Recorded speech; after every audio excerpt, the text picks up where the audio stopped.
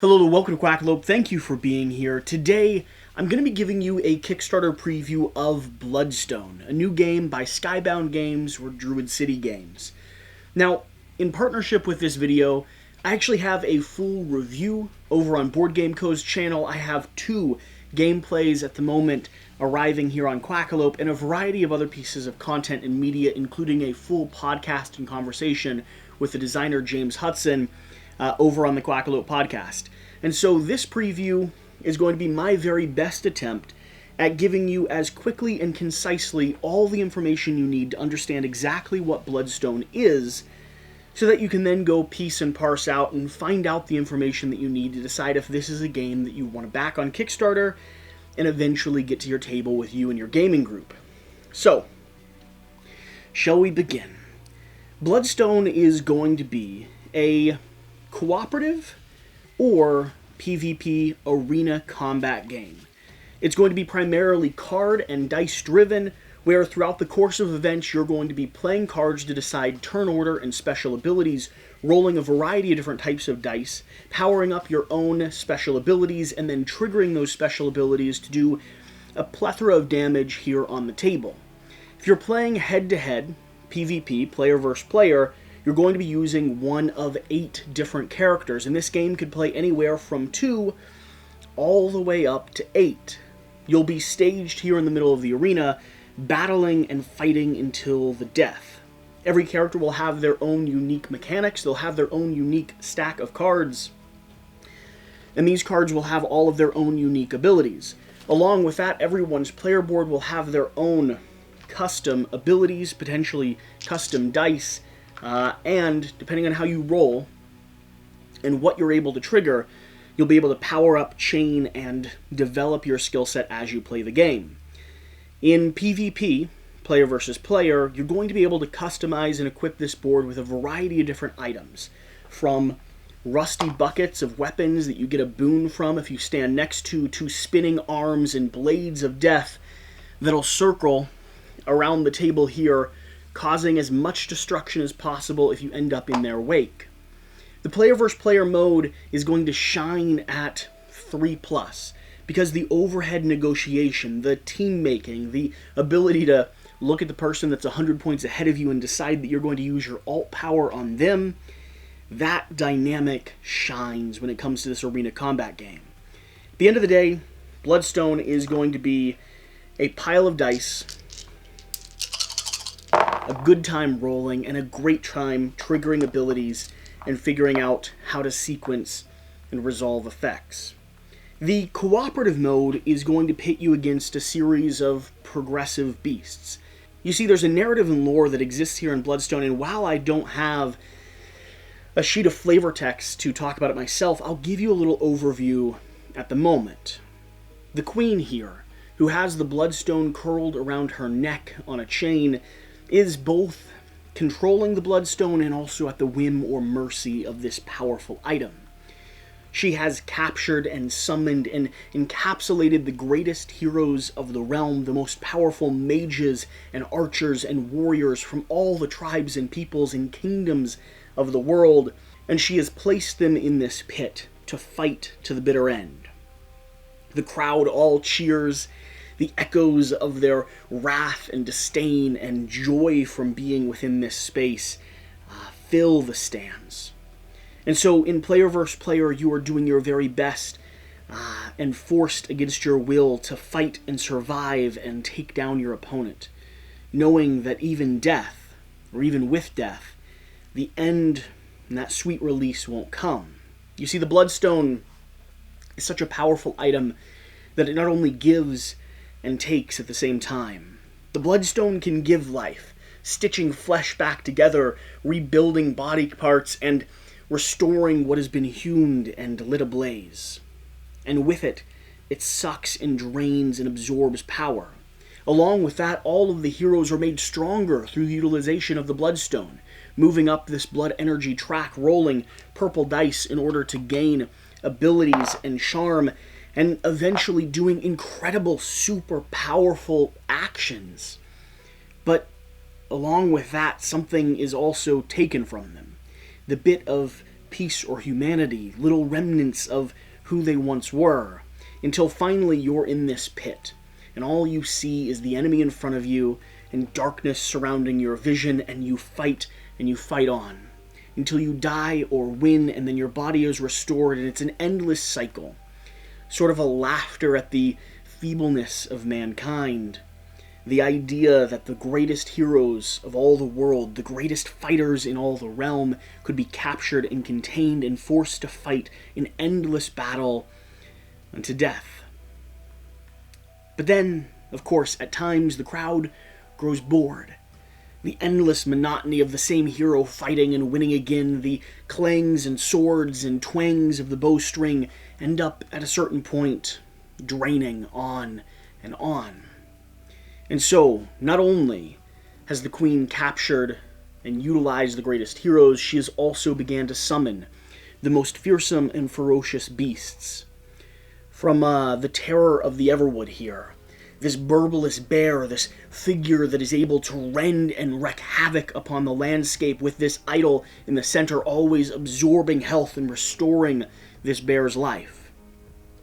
All the way over to Malvara, this stitched together demonic figure, the remnants of past heroes and fallen beings, all sewn in this cacophony of chaos, with flames ripping across the stadium and a dance that has to be won by the heroes.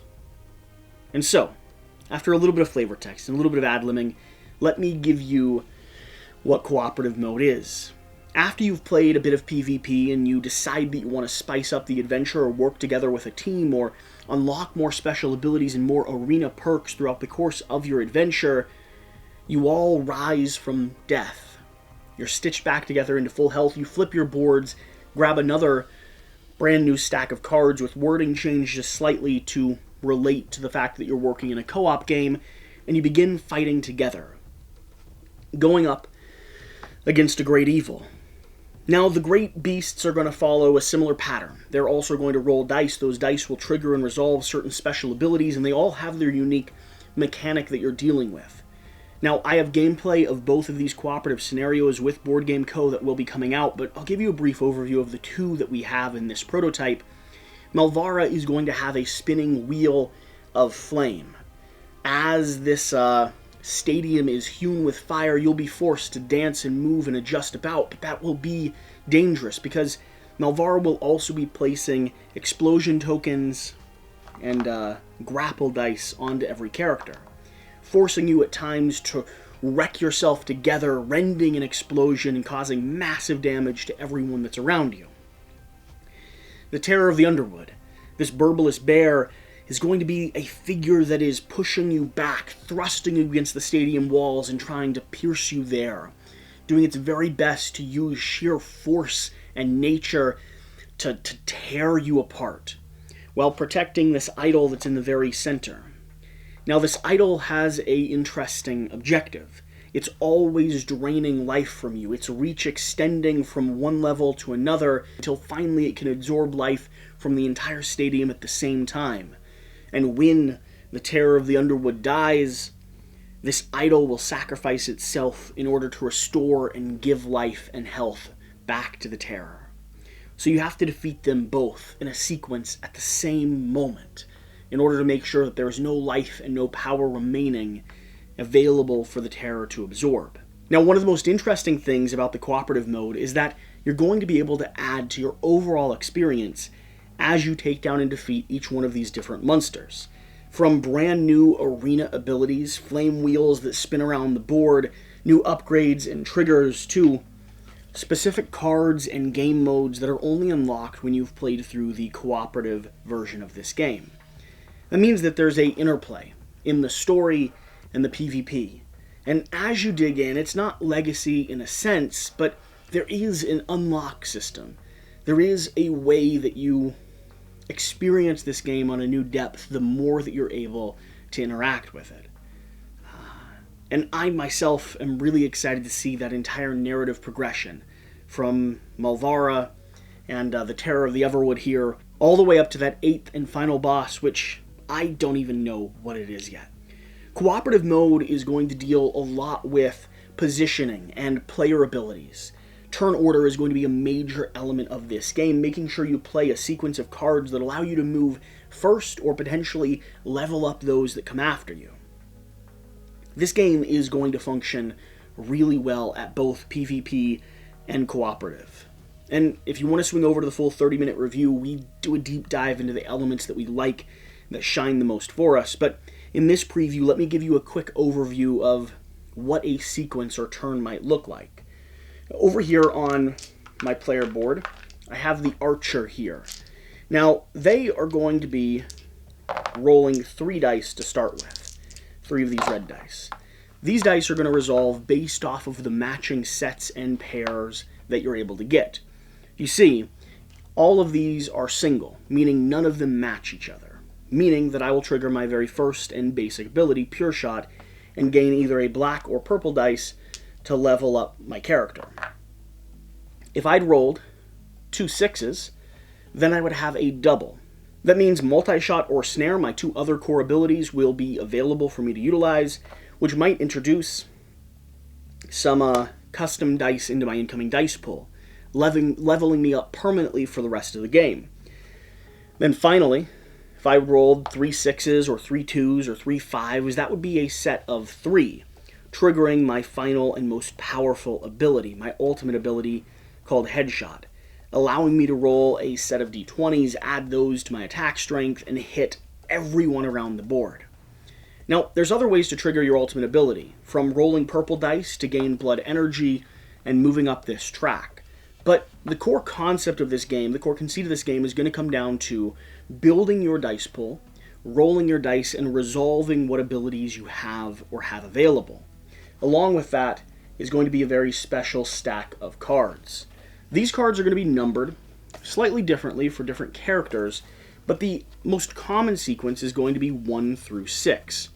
All of these numbers are going to determine turn order, and you must play all of these cards before you pick up the entire stack again.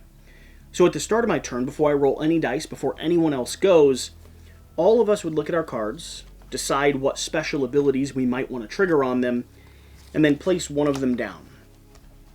I'd placed mine, Varek will place his, Yulwalzi will place his, and then we'll flip them, determining turn order.